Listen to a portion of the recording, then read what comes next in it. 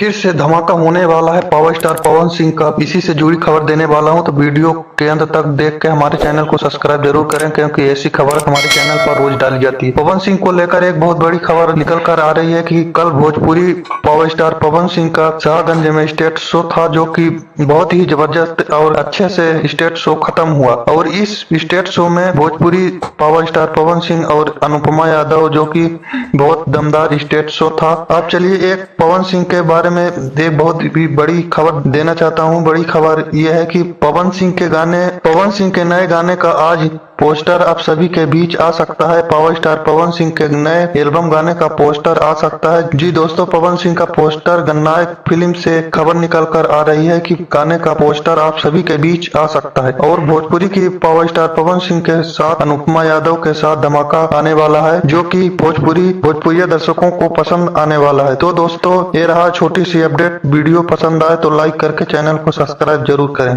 धन्यवाद।